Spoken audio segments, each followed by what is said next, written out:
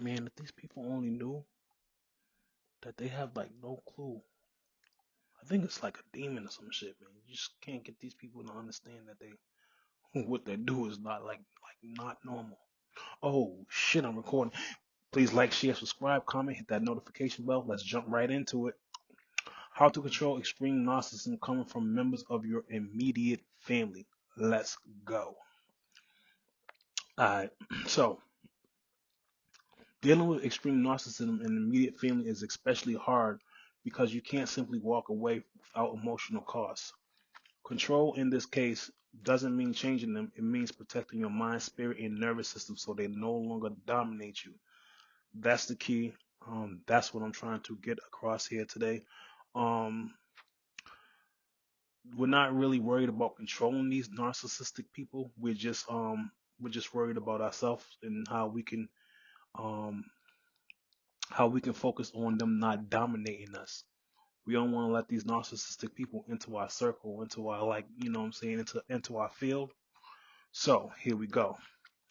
Um, Here's a grounded, practical approach, psychological and inner strength based, tailored for situations where family ties make things very complicated. One, accept the hard truth. This is power, not defeat. Narcissistic family members do not self reflect in good faith. They rewrite history, never take accountability, see boundaries as attacks, feed off emotional reactions. That last one right there is evident and plain to see when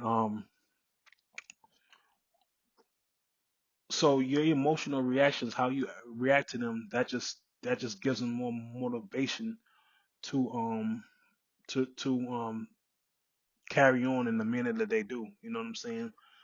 That's one of the most important things. I figure that we have to control and keep that under control because the more you feed into it, the more that is going to take place. Once you accept this, you start wasting energy trying to explain yourself correctly. There is no perfect explanation that will suddenly make them fair. Um, your clarity is the win. When you have clarity, that's when you start winning. And when dealing with these narcissistic people that just have no clue and don't care, just don't care. Um, Two, shift from engaging to managing. You're not in a relationship. You're in exposure management. Use the gray rock method. Be emotionally neutral, brief, uninterested. Examples of that could be them. You're acting different lately. You, maybe. No defense, no emotion, no story. Narcissists lose power when they can't extract emotional fuel. You know what I'm saying? When a narcissist is trying to engage with you, they want to have a rebuttal for everything that you try to say. So if you say nothing, what can they rebuttal to? And that gets them very, very, very angry. When you don't want to engage in a confrontational back and forth thing. You see what I'm saying? That's the fuel. The going back and forth thing is the fuel. Now, let me be very clear with this family, YouTube family. That does not mean that get to they're allowed to disrespect you. You know what I'm saying? That doesn't mean that they get to keep poking the bear. Nah, that doesn't mean that at all. You know what I'm saying? You have to stand. I'm telling you right now. You stand up for yourself if you're being disrespected. You feel what I'm saying? So let me just make that clear. Also, number three, set invisible boundaries. Outward ones trigger them. You know what I'm saying? Instead of announcing boundaries, enforce them silently. Examples: you stop sharing personal goals. Yep, stop talking to these people. Stop sharing your personal goals with them. Because they're probably going to find something wrong with the goal, or something of that sort. Shorten calls. You leave when disrespect starts. Like I said, you don't have to sit up there and let a narcissist disrespect you. You can totally just leave the whole situation to start. You know what I'm saying? And two, also, you do not react to their bait because they have. Listen, a narcissist has all kinds of baits under their sleeve, under their hats. They got all kind of tricks that they try to pull out. You know what I'm saying? Trust me, I know. You know what I mean? Um, this avoids power struggles while still protecting you. That's the whole main thing here is for them not to dominate you and for you to protect yourself. So, 4, learn manipulation patterns so you don't internalize them. Common tactics, gaslighting, that never happened. Triangulation, turning family members against you. Whew. So, I think I'm gonna have to stick with this one for a while. Triangulation, turning family members against you. Have you ever been in a situation where, say that you and another person had a problem, and then a third person comes into the situation, and or that second person that you do have a problem with, it could be either or. They try to come up with things to try to make themselves feel like they're the better person in the situation, to try to persuade the other family member that this person is no good, or this person does things that this person does all of these things, and I just can see that you should be on my side about the situation because this person is an awful person. And also to guilt leverage, all after all I've done for you. You ever, you know what I'm saying? You ever get that when it's like a narcissistic type of argument or fight? I'm also too victim flipping. They hurt you, they become the victim. When you can name the tactic, it loses emotional authority. Their behavior is information, it's not instruction. 5, regulate your nervous system. This is the key. Our nervous system is plays a big part in the way that we feel and the way that our brain or body can tense up during tense times. So narcissistic families keep people in fight or freeze mode. You never know what's gonna happen. You never know what to say. Sometimes you may even feel like you're walking on eggshells. Nobody should be able to feel like they're walking on eggshells inside of their home or inside of their own home, or also providing a home for someone. You shouldn't feel like you have to walk on eggshells. That's not fair. We all know that. Um, narcissistic families keep people in fight or freeze mode. What helps? Breathing slowly before interactions, grounding rituals, walking cold water, prayer, silence. Limiting exposure time, even 20% or less matters. You're not weak for feeling affected. Your body learns survival early.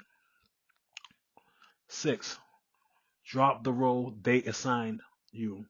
Narcissistic families assign roles. They scapegoat, they the peacemaker, the strong one, the problem child. You break the system by no longer performing the role. You don't argue, you don't rescue, you don't over explain.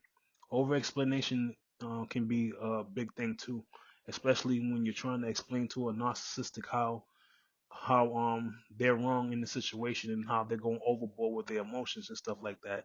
It just turns into a revolving non closure type of argument. So silence and consistencies rewire the dynamic. 7, decide your level of contact, not emotionally um strategically. So you also want to decide your level of contact. Very, very big. You don't have to be around these people for too much longer if you don't like. You know what I'm saying? You're the giver of your time in that type of situation. Options you choose not them. Low contact, control access, structure contact only at events time limited. No contact when safety or sanity requires it. That's a big one. Sometimes you just have to, you know what I'm saying, you have to take yourself out of the equation. No contact for your safety and your sanity. When I say safety is because sometimes narcissistic people can have a thing where they want to start a fight with you, or they want confrontation. You know what I'm saying?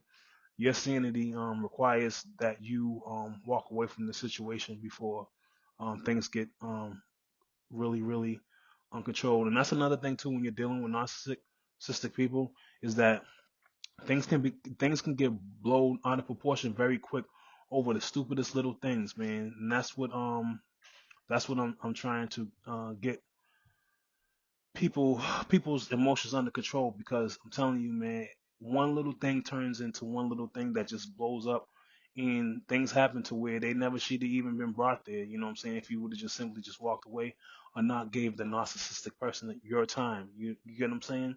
So that's that. 8. Replace family validation with inner authority. This part matters deeply. When you stop seeking understanding, apologies, and validation, you reclaim emotional sovereignty. You already know who you are. Their agreement is not required. 9. Reframe the pain without spiritualizing abuse. This experience often forges strong emotional intelligence on discernment. If you go back to my other videos, I talk about avoidance and discernment. So discernment is a big thing. Some people were given these type of gifts, but intuition and discernment is a big one for narcissistic people and trying to deal with them. Also, independence in depth, not because it was meant, not because it was meant to happen, but because you survived it consciously. 10. One line, one line to live by. I don't need to be seen by people who refuse to look. I don't need to be seen by people who refuse to look. Big, real big. Please like, share, subscribe, comment, hit that notification bell. Until then, I am out. Shit, it was just on the top of my tongue. It was something I always forget, man. I'm losing my memory or something. Something's going on. Always forget. Oh, I remember. Peace. Till next time. I'm out.